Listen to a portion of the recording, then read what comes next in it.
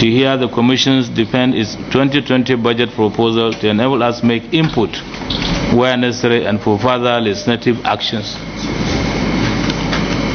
I also want to bring to our notice that this committee have sent a request to the Commission for the submission of details of 2020 budget proposal, releases and budget performance for 2018 and 2019, as well as the detailed budget for 2019 general election respectively, to enable us to kickstart its work. However, this request was not treated with the urgency it deserves. We expected you to bring the report last Monday, but some of us just got the report today. I think next time when we request for something, we try to bring it much earlier on time so that members can go through the report and make inputs, because it's difficult to look through the budget this morning or this afternoon and then respond to it. But apparently we have intelligent members who are being used to it, and the senators who are also being to. We have former chairman here, so I'm sure we can make good contribution. I also would like to draw your attention, Mr. Chairman and Honorable Commissioners, that the provision of Section 226 of the 1999 Constitution as amended with regards to submission of annual report as indicated below, that the Independent Electoral Commission shall in every year prepare and submit to the National Assembly a report on the accounts and balances sheets of every political party. It should be the duty of the Commission in preparing its report under this section to carry out such investigation as well as enable it to form an opinion as to whether proper books of accounts have been kept by any political party. And if the Commission is of the opinion that proper books of accounts have not been kept by political parties, then the Commission shall so report. I will not go into much detail because we are late at the time that entitled. Then the next way, with the above in mind, the Joint Committee is hereby appealing to the Commission to henceforth honor requests for information within the stipulated period as given members the opportunity to go through the stipulated content so as to make valuable inputs. In addition, we have been talking seriously through the last few, since the time you came to, we had a meeting with you on this issue of the registration of political parties. The Independent Electoral Commission shall have the powers to deregister any political party as stated below. A. Breach of any of the requirements of registration. B. Failure to win at least 25% of votes cast in one of the state operation and presidential election, in one local government of the state in governorship election, or failure to win at least one ward in the chairmanship election or one seat in the National Assembly or State Assembly elections, or one seat in councillorship election. During the plenary meeting with INEC chairman said there are a total of 92 registered, well 91, but I believe that you have been directed to add another political party by the court decision. So you have 92 registered political parties as at present. The Joint Committee would like to get clarification as to why the Commission still parade up to 92 political parties, despite the fact that following the recent conducted general election, it is clear that some political parties failed to meet up with the constitutional requirement. Therefore, I believe these political parties should stand to be deregistered, and would like to know from you how many parties did not fulfill this qualification as soon as possible. The oversight visits, following the constitutional provision as contained in Section 88 of the Constitution on oversight, the committee would like to emphasize the need to carry out oversight and election observations very effectively. So we intend to start supervising the Kogi and Bayelsa election. We'll go in oversight before the elections to see how prepared you are. It should be noted that though legislators are elected on the platform of different political parties, once sworn into office, they act as distinguished senators and other members of the Federal Republic of Nigeria, and it should not be seen as representative of various political parties. So therefore, we have to do our oversight functions as members of the Federal Republic of legislators of the Federal Republic of Nigeria. So, Mr. Chairman, we are ready to work with you to hear your views. To bring your presentation on the budget of performance for 2018-19 and then the budget of 2020. I don't know whether my distinguished chair would get a word or two. 2020. which includes performance for 2018 and 2019, and then to respond to some of the issues raised by the chairman, basically 3: party finance, the registration of political parties, and oversight and visit especially to Kogi and Bielsa. Let me, on the behalf of the Commission, apologize that we are submitting the documents late. Actually, when the letter from the distinguished committee was dispatched to the Commission, we were very far away in Bielsa with the preparations for governorship elections in Bielsa and Kogi holding in the next 23 days, basically 3 weeks and 2 days. So we apologize, distinguished Chair. So let me start with the budget first, then we can go to other issues by way of matters arising. We start with performance. In 2018, the sum of 45.5 billion was approved. First of all, you let us know which of the documents are we supposed to go through so that members can... approved, that's our envelope for that year, was 45.5 billion. We are on the first line charge. So all the 45.5 billion was released to the Commission.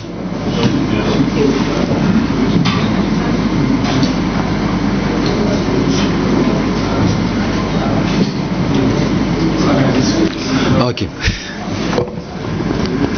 So all the 45.5 billion was released to the Commission. Before I go into the 4 areas the budget was broken down into, I wish to state that 2018, in terms of managing finances by INEC, was one of the most stressful years for us. Very, very, very stressful. In the sense that there were obvious funding challenges, but there were just too many activities in that year. In that year, we had 2 big end of tenure elections, Ekiti and Oshun. Not only that, the leadership of the National Assembly declared vacancies in 6 constituencies. The Senate President declared vacancies in 2 senatorial districts. The Speaker of the House declared vacancies in 4 federal constituencies. And then honorable speakers of the Oyo State House of Assembly, Taraba State House of Assembly, and Rivers State House of Assembly declared vacancies. In the case of Oyo, it was Ibarapa East, following the death of the then Speaker of the State Assembly. In Taraba, we conducted elections in Ardokola, and in Rivers, we tried to conduct an election in 2018 in Port Harcourt 3, but it was virtually impossible because of violence to conclude the elections. So we had these elections to contend with. So in addition to Ekiti and Oshun, between July and November, we conducted elections into 11 constituencies. In addition to that, we are grappling with preparations for the general election. Meanwhile, the budget for the 2019 general election was not released to us in part until December. So everything was to be accommodated within the appropriation for 2018. So by the provisions of the Constitution and the law that were time bound. For instance, the conduct of party primaries, with 91 political parties conducting primaries nationwide. October 7th was the deadline, and then we had to process over 23,000 nomination forms for the general election. 23,000 nomination forms. Then in addition to that, we had to conclude the continuous voter registration to print over 14 million new voter cards for the election, to make the register available as required by law by publishing it in 8,809 locations nationwide for claims and objections, to print the register of voters for each of the 176,000 polling units and voting points. But I'm glad to say that we accommodated all these pressures within the envelope. We didn't go outside the envelope of 45.5 billion, meaning that we had to look into the budget over and over again to see where we can cut to accommodate the enormous pressures. So for 2018, Mr. Chairman, we had 4.1 billion in overhead, which is on page 1 of the document we have submitted. The personnel cost is on page 1, overhead is also on page 1, the electoral is on page 5, and the capital is on page 9. I'm unsure whether I should go into the details of the budget, but I'll be prepared to respond to questions that distinguished senators may ask. I think the members and let it be less professorial. Yeah, let it go to the points and. Okay, straight to the point. The budget is broken down into 4 budget heads: personnel, overhead, electoral, and capital budget. 2018, we go to 2019 budget. Speaking specifically about the by-elections, numerous by-elections we conducted, and also the pressure on the conduct of the 2019 general elections. And I'm happy that Senator Ahmed Kaita is here. It's one of the elections that we conducted, and we had to go back to that constituency to conduct another election. And then we were supposed to go back to conduct another election. Then I'm also happy that maybe she should bear the cost. And Senator Opemi is there. Part of the problem we had in 2018 was with parties proposing and postponing their primaries. We'll mobilize, pay the DTA of staff, they arrive at the state, the primaries are postponed, and we have to incur expenditure again for them to go back. So it was really a very stressful one in terms of managing the finances.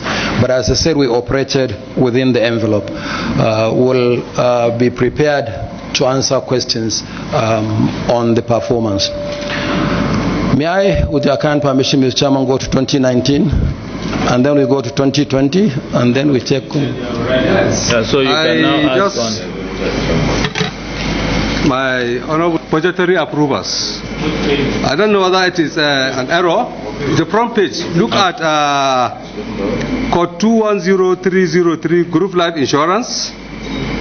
The approved budget is 500 million. The expenditure is 628 million. So there is 128 budgetary approval or expenditure.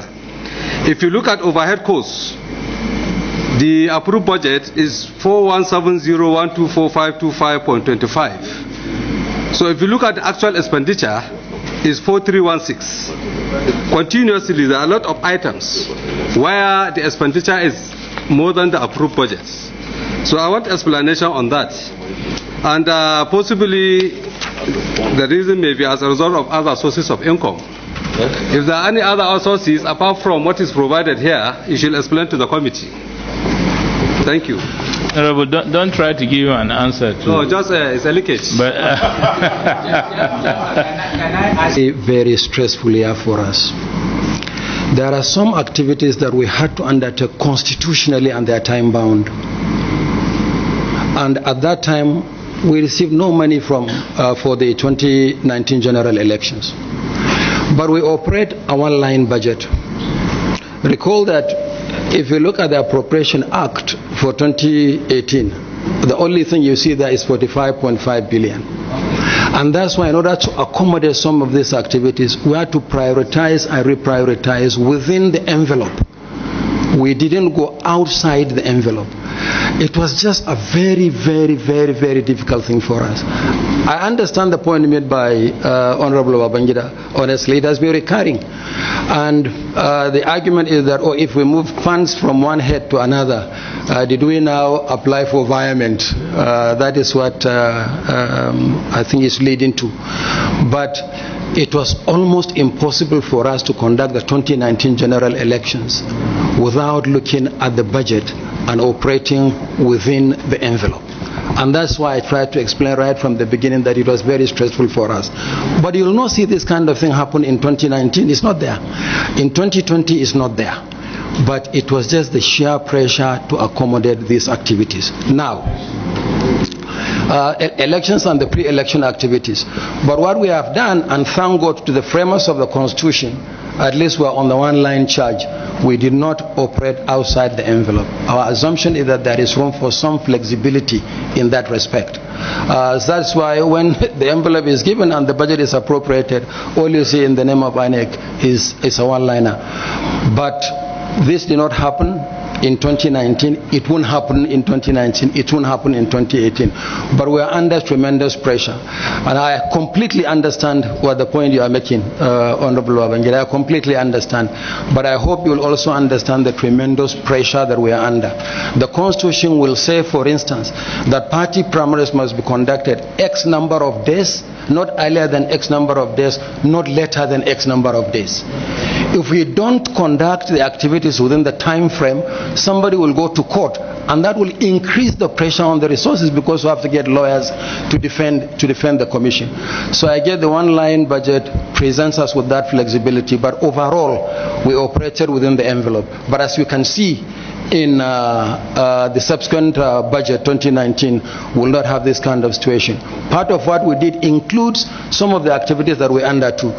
For instance, we took a decision as a commission not to observe foreign elections in 2018, in readiness for the 2019 general elections, so that we can have some of the resources that we can use to execute the elections. The party primaries and all other activities had to be accommodated within budget. That is why we had to do what we did within the budget approved. So, Honorable Babangida, is just the sheer pressure on the commission, and we had to undertake these activities, otherwise we'll run foul both of the Electoral Act and of constitutional provisions, and this will lead to litigation and our problems will be compounded. I know the other alternative would have been to come back to the National Assembly for virement, for authorization. But if you come back to the National Assembly for virement, you keep going back and forth.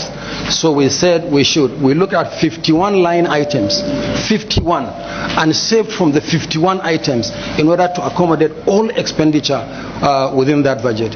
It was simply very, very, very stressful. But we are aware that we have a cap of 45.5. We didn't go outside the 45.5. Mr. Chairman, for the records, the necessary, and I'm sure Festus is here, the necessary intendiment of the framers of our Constitution to put you on one-line charge and to give you that independence that is there is in anticipation of the various requirements of the law that can become interwoven and sometimes practically impossible to conduct. So the independence plus the one-line charge is intended to offer the flexibility to be able to attend to constitutional and legal requirements as far as they become mandatorily imposed on the Commission. It is important you understand this. So that is the intendiment. Thank you. Mr. Chairman, with this, the records. You see, the name Independent Electoral Commission does not give them power on the first line item to make some flexibility, whatever, but his explanation is understandable. What I wanted to say is that there's no law that allows that for the records. But what we expected is that if this type of situation should arise, after it has happened, you can, for the purpose of information, write to the National Assembly that for so reason, this is what has happened and this is how we acted for the records. Assuming we have that information, because it may happen again in 2022. It can happen again in subsequent year, anytime a pre-election period, you may have the same challenges. So subsequently, you can draw the attention of the National Assembly for the purpose of information. But so reason, this is what we have did, and we operated within the envelope. But for one to say because of the name independence, give justification on first line charge, for one to act otherwise, personally I don't agree with that. Thank you. Make amendment if we are available, but it will be very difficult. Like he said, if you are asked to conduct election, which is not even, you presume that should come up, maybe you can take up some, like here I can see some place where you reduce your travel, foreign trips, to finance this kind of elections. So I think all you need is you have to be working closely with your members of your committee, that if you are going to work within that limit of the envelope and there will be some changes, just contact your chairman of the committees and then we can look at it. But if we are going to be debate, then we cannot even go through the next thing. So let's make progress, Chairman. Yes. Thank you very much. General elections to the 2019 general elections. On the average, every month, a member of the National State Assembly dies. Every month. And we are conducting elections every month. If you ask me, when was the last by-election we conducted caused by death? A few months ago in Plateau. When is the next one? End of next month in Katsina. Every month on the average, a member of the National State Assembly dies. God forbid. Okay. Mr. Chairman, God forbid, it won't happen. So thank you very much. Well noted. We go to, may I, with your permission, Mr. Chairman, go to 2019? Yes. Performance. For the year 2019, again, just like 2018, the sum of 45.5 billion was appropriated for INEC, yes, out of which 34.1 billion has been released to the Commission as at the end of September. And our expenditure so far is 26.082 billion. So we are still within budget. And again, the pressure eased off. You wouldn't see the kind of situation that happened in 2018 with the 2019 appropriation. If we go to specifics, Mr. Chairman, on salary 2019 personnel cost, we budgeted and it was approved the sum of 21.8 billion. So far we have disbursed 13.1 billion. That is on page 1. We go to page 2, overhead. We budgeted 3.7 billion and expenditure is 2.8 billion. And then we go to adequate provision in this year's budget, distinguished Chairman, for the 2 elections we are conducting in the next 3 weeks, Kogi and Bayelsa. We have also made some provision. Under what subhead did you provide it? Electoral. Which page? Travel cost. But the description is on page 11. We have budgeted the sum of 2.7 billion for the elections in the 2 states. So far we have only spent 1.1 billion. Now, something very interesting happened, Mr. Chairman. I should inform this committee. Go ahead. Because we are trying to avoid the kind of pressure we have been under with timelines, we were served court orders by the appeal tribunal nullifying the election, the senatorial election in Kogi West senatorial district. And by coincidence, the annulment, nullification of the election coincides with the governorship election in Kogi State. Therefore, we decided to combine the 2 elections. So voters in Kogi West will have 2 ballot papers, there will be 2 reserve sheets, there will be 2 ballot boxes, but only in the 7 local government areas in Kogi West.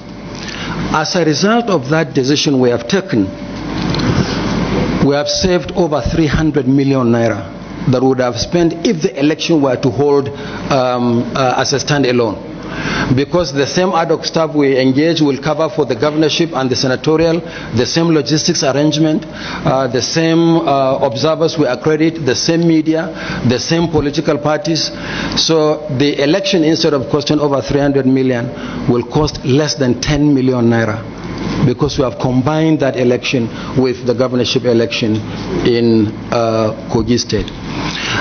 Also in Bayelsa State, we have a supplementary election in Cape Formosa RA ward in Brass local government area.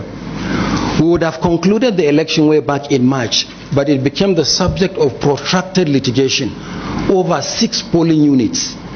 The matter was eventually settled by the Supreme Court. So 6 polling units went up to the Supreme Court. The Supreme Court made a pronouncement: we are going back to Cape Formosa, but we are combining the election with the governorship election as well. It's going to cost next to nothing. So this is the point I would like to make in the respect of the 2019. I think what you have just made is commendable, because you have saved the government over 500 million if you put together on the cost on the budget. So I think it's good. So if we are saying do that, now you are saving the government some money. So I think it's a good idea. So keep it up. And we don't want to do too many rerun elections. On these rerun elections, Mr. Chairman, may I appeal to you to also appeal to the political class and their supporters to also ensure that the processes are not disrupted, because that is what leads to several elections. And I'm sure the committee will help us do so when you meet with the stakeholders, as we have been meeting with them when you go for your oversight before the election. Thank you, Mr. Chairman. Okay, go ahead. So as far as our performance for 2019 is concerned, we are on course. 45.5 billion approved, 34 billion released, and so far we have incurred expenditure for 26 billion. We are well on course. We are on the first line charge. All our funds are disbursed to the Commission. Sometimes it may not come as and when due, but eventually we'll get all the funds for the elections. So for 2019, we are very comfortable with the provision and the releases so far.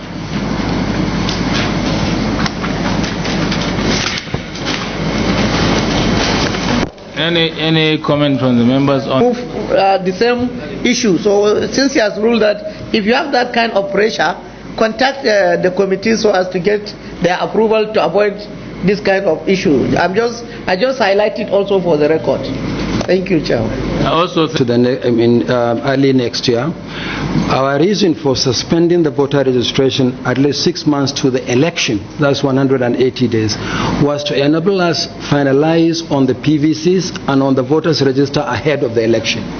We remember we registered for a period of 18 months from April 2017 to around August 2018, and then we suspended it so that we can now consolidate the data, clean up the register, publish the register for claims and objections, prepare the register for the election. So many activities. So we suspended it 180 days to the election, but we'll resume. And once we resume, all the issues arising from the conduct of the previous exercise will be addressed. Recall that between April and August last year was the first time ever that the Commission conducted voter registration on a continuous basis. In the past, we used to do so intermittently. The law says we should register on a continuous basis, and we are going to do so. Thank you very much for your comments. Thank you. So, Mr. Chairman, you should continue. It will be easier for you, and you keep your staff busy by so doing. Okay, we'll go 22. Brought and discussed later because of the issue that will arise from the drop in the 2020 allocation from 45.5 billion in the last 2 years to 40 billion. How are we going to plug the gap? Particularly because next year we have 2 major governorship elections as well, Edo and Ondo. So I will speak to that when I present the 2020 proposal. Okay, thank you. But you asked 3 or 5 questions now, so others didn't even ask. 2020. The envelope in 2020 has now shrunk to 40 billion instead of 45.5 billion. And again, just like the previous years, we have broken the budget into 4. On page 1, you have the personnel cost, which is 22.5 billion. That is what we are proposing. It includes many other things, the social contributions, the consolidated salary, the group life insurance, employees compensation scheme, and others. Overhead we are proposing 2.5 because of the drop. Again, it's broken down, the travels, local and international. The utilities, we are going to pay for electricity and telephone charges. Actually, there's nothing under telephone charges. The internet subscription, water, office consumables, newspapers and magazines, printing of security documents, drugs, uniform and other clothing, and other items of expenditure, including training, local and international, as well as other services such as financial consulting for the people that we engage to look at our books as well as the books of the political parties. Because as the regulator of political parties, we also monitor the accounts of parties. It includes fueling of vehicles, plant and machineries, down to minute details like bank charges for expenditure incurred. That is for overhead. But on page 6, we have the electoral expenditure. Conduct of polls, and that's why I said I'm going to come back to this issue of the 2019 election budget. For conduct of polls, we have provided the sum of 1 billion. Clearly 1 billion cannot service all the elections, from the predictable to the unpredictable elections. The predictable election is Edo and Ondo. We know that there will be governorship end of tenure elections in these two states next year. But so far, Mr. Chairman, the election petition tribunals have nullified 42 elections. 42, which is less than half of the elections nullified after the 2015 general elections. But the cases will still go to appeal tribunal. So at the end of the process, we hope also the number is going to drop. Out of this, as I explained earlier, we are going to conduct the Kogi West Senatorial alongside the governorship election on November the 16th. But we don't know the number of elections. And we don't know the number of by-elections that will arise as a result of the act of God. Honorable Abonta said, not this time around. I pray that it doesn't happen this time around. So 1 billion is clearly inadequate for us to do the elections.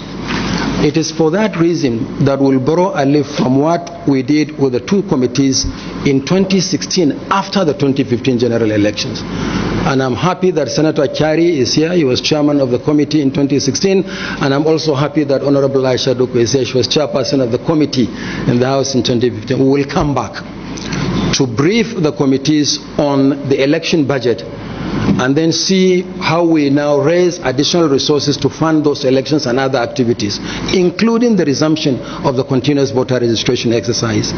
So this will now partially address the issues raised earlier about coming to the committee with these expenditures. Next is capital. The capital on page 13 is really small. Chairman, I appeal to you, next time your writing should be a bit bolder than this. We even find it difficult with the glasses to read these things. Mr. Chairman, on page 13, item 32, the capital expenditure, we are proposing essentially 620.2 million this time around because of the nature of the envelope and the fact that so many capital items have also been taken care of under the election project plan budget, which will come back to the committee for explanation of performance and further discussion. So as far as the 2020 general elections is concerned, Mr. Chairman, we have a drop from 45 to 40 billion. The one area where we have trepidation is the conduct of elections. That is our most important mandate.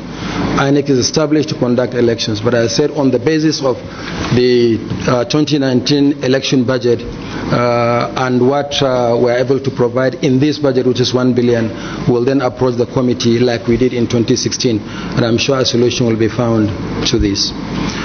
Thank you, Mr. Chairman. Any questions from the members? On page 6, 2018 was about 4 billion. 2019, 3.3 billion. 3. Yes, so 2020, 1 billion. So it's logical because the envelope is smaller now. So we understand that.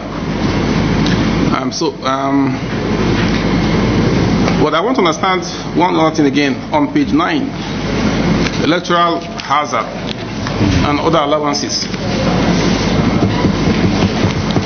Because if the basic operating logic behind what you have down for current elections 2020 is the shrinking of the envelope, then I would expect that the same basic operating logic will apply to 2020 budget with respect to electoral hazard and other allowances.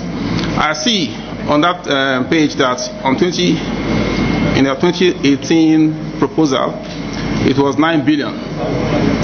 2019, 9 billion. Now, 2020, in a year that, by all accounts, will have fewer elections, by all accounts, even factoring in the usual debts that you spoke about, we'll have fewer elections next year. So why do you have 11.5 billion? Okay. Is the envelope no longer shrinking?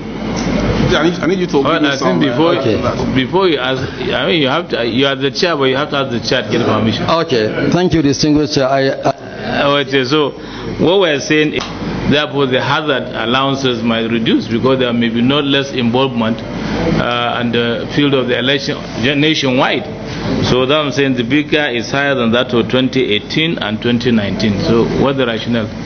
Well, two things, Mr. Chairman. Next 3 weeks we'll be in Kogi and Bayelsa. And in terms of hazard, Bayelsa is probably 10 times more in that respect. Okay. Okay, but honestly, the more important explanation is recall. Maybe you said no question, so. Okay, so you are.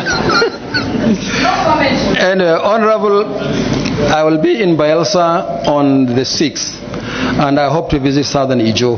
I hope it will be around then, so that we drive to Oporoma, the capital. But honestly, Mr. Chairman, this is the little opportunity we have to also make staff smile. Year in, year out, both the House and Senate committees have tasked INEC to do something about staff welfare. Consistently, you have said so. We have no opportunity for a new salary scale. We are on the same salary scale that we have, but we have approved allowances. The only thing we can do is to increase the figures in the allowances. In 2016, we increased it from 35 to 50%. We didn't increase the hazard allowance in 2017. We didn't increase it in 2018, and staff are already complaining. So this time around, we increased it by 15%, graduated, depending on salary scale. That is why it has come to what it has come. Consistently, this committee has tasked INEC about staff welfare. The only thing we can do is to increase some of the figures in the approved allowances, since we cannot create our own salary scale. Yeah, but what efforts are you making to see that the salary structure for INEC staffs is being increased? Because you find that the police have their salary being increased. This is just to motivate them, to help them not to be more corrupt. And you find that INEC are more vulnerable for that. So if you can increase the salaries of the staffs of INEC, definitely you make them more comfortable at their job, and that will be less. They will be less prone to corruption. So I think there is a need, and we committee agree that there is a need to improve the salary structure of INEC staff. So what efforts have been made from that day to today? Okay, thank you. The National Salaries, Incomes and Wages Commission. This is the agency of government responsible for this kind of matters. We wanted to earlier. I even met with the directors. I assured them that we are going to do so, but the tenure of the immediate past chairman ended. There is a new chairman now, so we intend to start from there to see what we can do so that we have some special salary structure for officials of the commission. Whatever you are able to achieve, report back to the Senate or the National Assembly Committee. Thank you, and I'm sure staff will be excited to hear that the National Assembly is taking up the issue of new salary structure for officials of the Commission. I think this is very good. Yes, we are. Thank you, Mr. Chairman. Well, the same difference. The same difference is for staff. We are focusing more on the career staff, actually. It doesn't include the political office holders because our salaries are governed by a different law. It's not subject to this kind of increase. So we're talking about career officers, the directors that the chairman said I should introduce. Thank you. And others. In the recent months, we've had situations where after tribunals, we've had all kinds of cases. But we hear these things about airing officers, but we don't hear what has happened to them, and we know that some of them are still in office. So what is INEC doing about that? The second thing is in the cases of tribunals, when tribunals come up, getting documentation to support your case has become a nightmare. And I think it is important that we consider these matters to ensure that INEC is as effective as they should be. Thank you. Thank you. Senator Kyari sometimes on the on Electoral Offences Commission, which I believe that is set up. We are bringing it back again, and when that's set up, I'm sure to take care of all this issue of offences, election offences, because you cannot prosecute. So I think there is a need to have that commission. And I see kudos to Senator Kyari. He's still a member of the committee, so we'll push up that bill back to the floor. Thank you. Yeah, but you can still answer the question. Okay. Thank you, distinguished. Thank you. And disciplinary issues relating to our processes and procedures. In terms of discipline of staff who err, we have terms and conditions of service. Recall that at the end of the 2015 general elections, quite a large number of staff were fingered in some unwholesome practice. The EFCC investigated it, they submitted a report to us, and we interdicted 205 staff. We placed them on half salaries and suspended them until their innocence or guilt is established. This is under the terms and under our terms and conditions of service. The second one is about electoral offences. The Electoral Act empowers the Commission to prosecute electoral offenders.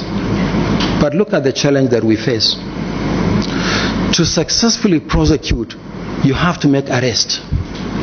INEC has no police to make arrest. The same ad hoc staff on election day that are guarding the materials cannot be the same person to arrest electoral offenders. So we work with the police. Police will make arrests. The second one is INEC has no capacity to investigate. If we don't investigate, where are we going to get the evidence that will lead to successful prosecution in the courts? Again, we work closely with the police to make arrests, to investigate, then we prosecute together.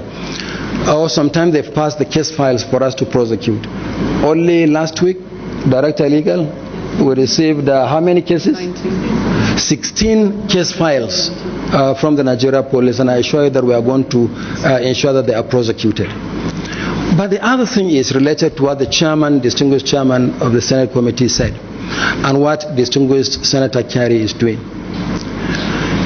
If you saddle INEC with the responsibility of prosecuting electoral offenders, how do we effectively perform or discharge that responsibility? Some of the electoral offenders, as you said, may be officials of the Commission. How do we prosecute ourselves? And that's why consistently one committee after another and the efforts of individual members of the Senate has resulted in this Electoral Offences Commission bill. It was first proposed by the Uwais Commission report years ago in 2008, repeated by the Lemu Committee. There was even a white paper, repeated by the Ken Namani Committee. But I'm happy that distinguished Senator Kyari is taking up the matter in the Senate. Let us have the Electoral Offences Commission and Tribunal in this country, to which all violators of Electoral Act, whether they are INEC staff or whoever, will be subjected. In a place like South Africa, they have the Electoral Court. That's why they can arrest, they can prosecute even before results are declared in South Africa. But in our own case, we don't have this kind of system. So it's a welcome development, and we look forward to the enactment of the Electoral Offences Commission and Tribunal Bill, so that all violators will be subjected. Thank you, Chairman. Chairman, Commission and Tribunal, and I just want to engage the Chairman on that, because when we had our public hearing, we were talking about Commission only without the Tribunal. The reason being that we wanted it to look like the EFCC, where they can prosecute and take or charge to any court of law, be it at the magistrate level. Unlike the CCT, which is the code of conduct, they have a tribunal. The magnitude of electoral offenses that we experience in this country, be it from this, I think you had some record the other time when we had that, 900 and something offenses. So you could just imagine, even if you have a tribunal sitting in one place and they have to discharge 3 cases per day, it will take them how many years to do that? You know, so I think, and then with the time bound, the nature of the cases that we have. So we're thinking of commission, but I think if the commission will not be useful.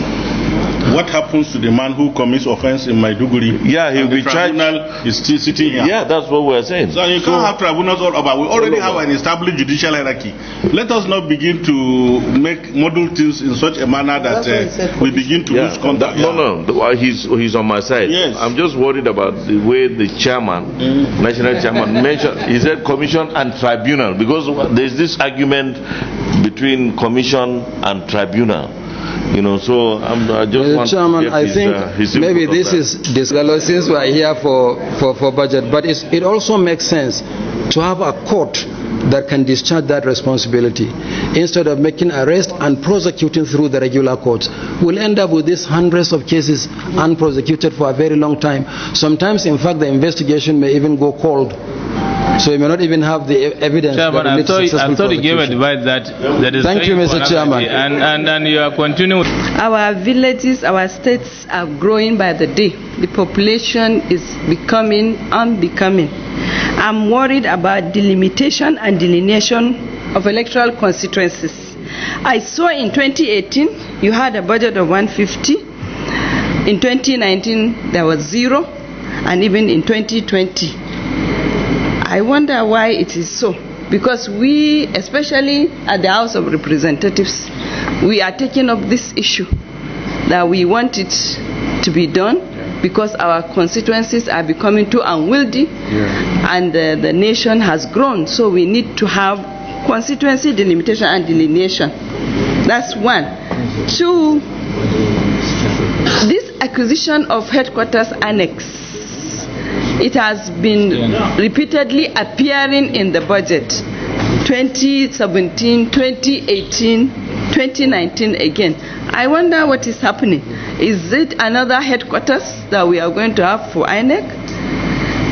Finally, I saw that under your vehicles, you have 0 for sea boats and boat engines, and you're going to Bayelsa to conduct governorship elections. What are you going to do in the riverine areas? Since you don't have any kobo for sea boats and boat engines, you are neither going to purchase nor going to hire. Is that what it means? Thank you, Mr. Chairman. An election, and I'm sure you may have so many state offices, either vandalized, burnt, or in bad shape. I went through your submission.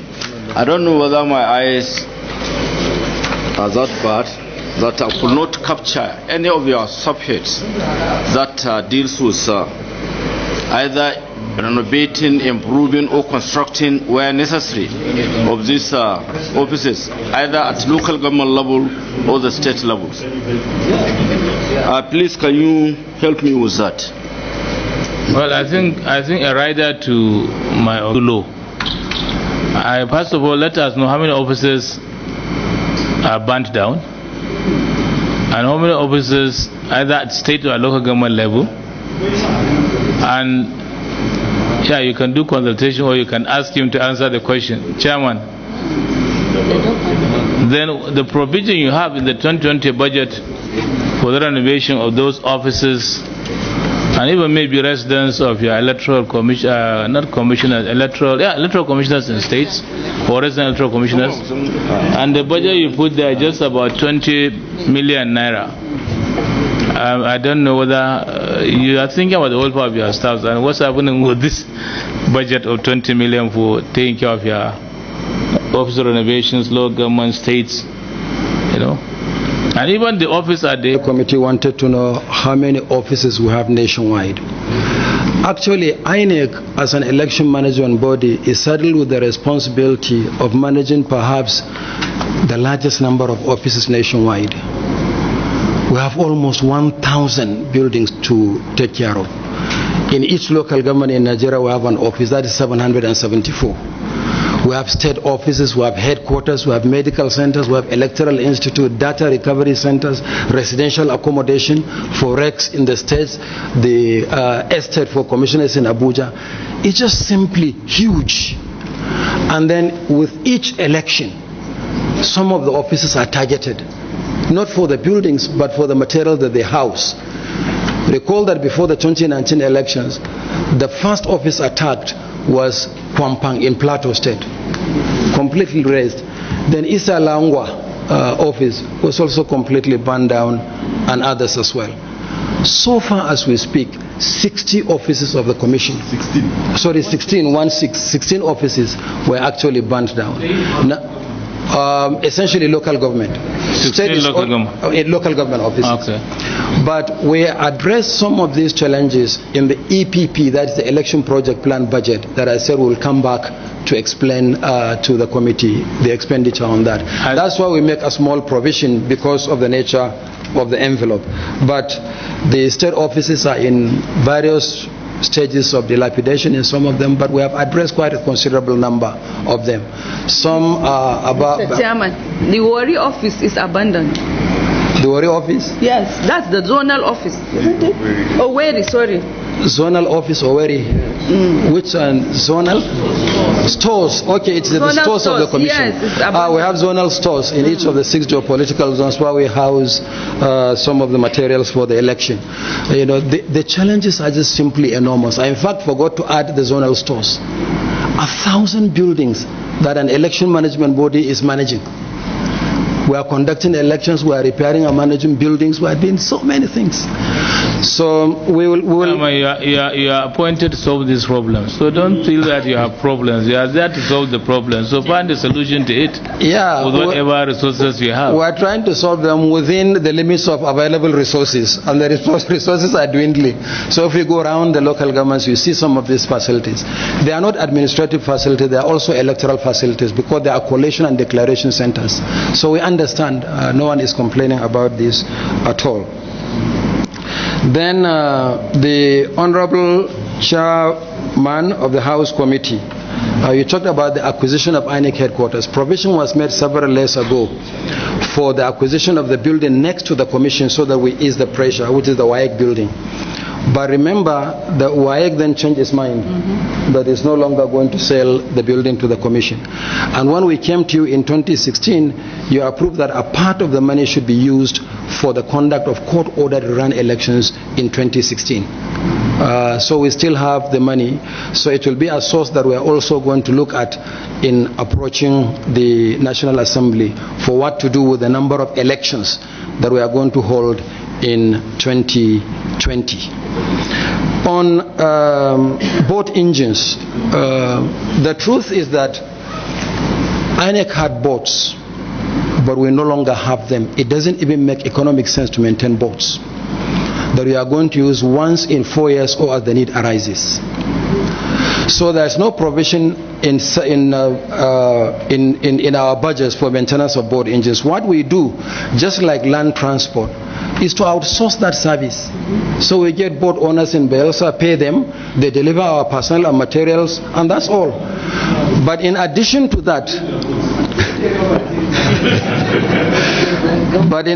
that, we need more than boats in Bielsa actually. We also need gunboats. And the commission cannot have gunboats. Each time we deploy to the honorable's local government, you see the staff will be in one boat. And then there will be a gunboat in front and a gunboat behind. to protect the personnel and materials. Otherwise, there will be trouble on the high seas. On this one, we rely on the Navy. The Central Naval Command, fortunately, is in Inagoa. We rely... No comment. No. Honorable. We rely on the Army and the Marine Police for that. Finally, distinguished Chair, the last question asked by the Chairman of the Senate Committee. House Committee. Two things. We are talking about constituencies. We are also talking about delimitation. The two are completely different. Delimitation means distributing the population in constituencies to as near parity as is practicable, that is the language of the law, so that the constituencies will have even population. So you don't have one constituency with 2 million citizens represented by one person, and another constituency with maybe 200,000 represented by one person in the National Assembly. So to delimit constituencies so that we distribute or redistribute the population, it means that we have to rely on a number of factors. First is the population factor. How many are we in Nigeria today? We do this delimitation by the constitutional provision after every census. The last census we had was in 2006. Or following the creation of states. No states have been created. Or following the following boundary adjustment. No boundaries have been adjusted. Or by act of the National Assembly. So the National Assembly can pass a law to say INEC go and delimit constituencies. But we have been making budgetary provision to make the process easier. Who is responsible for head count in Nigeria? The National Population Commission. Before they do census, they do what is called enumeration. So we work with them to align their enumeration areas with our registration areas, so that each time there is a population census, we automatically adjust. But they have cash flow issues. We don't have enough on our own budget. So for how many local governments have you done now? We have done a lot, but maybe 200 local governments out of 774. We have a long way to go. But on constituencies, this point has been raised over and over again. When is this nation going to create additional constituencies? So our response always is, when is the National Assembly going to amend the Constitution to allow for the creation of additional senatorial districts and federal constituencies? Because the number 109 is fixed for senatorial districts. It's in the Constitution. The number 360 the number 360 is fixed in the Constitution for House of Representatives. And for state constituencies, there is a complex multiplication formula. 3 or 4 times the number of federal constituencies, subject to a minimum of 24 and a maximum of 40. Which has also created its own problem. So we look forward to the day that the National Assembly will amend the Constitution to allow for the creation of additional constituencies, or reduce the number of additional constituencies. Well, I will not express an opinion. I will work on the basis of the law as passed by the National Assembly. We have to, you do respond to my statements. Then we can close for the day, because I don't want to say that, but I'm twice by Elsa. The first one is party finance. When are we going to present the report of our auditing of the accounts of political parties to the National Assembly? I guess very soon, because we are working on that. As soon as that is done, the law says that we should present to the National Assembly. We will do so. The second one is deregistration of political parties. You asked me the same question the last time we appeared before the Senate Committee on INEC. When are we going to deregister political parties? Based on the provisions of the 1999 Constitution as amended, particularly the 4th alteration of the Constitution, which said that after election, if a party fails to secure a quota of the votes in presidential election in one state of the Federation, a quota of the votes in one local government in governorship election, a seat in the National Assembly, a quota of the votes in an area council election or local government election, or one councillor. And my response then, which is still my response, is when can we deem an election to be concluded? Is it after you present the certificates of return or after litigation? Because arising from the litigations in court, in the case of Kogi West, for instance, senatorial district, the court said that we should conduct the elections with parties and candidates that contested in the original election. So if we had deregistered, implementing that judgment would have been a big problem for us. So it's better we wait until after all litigations, then we can invoke the provisions of the fourth alteration before we go further. You said, sorry.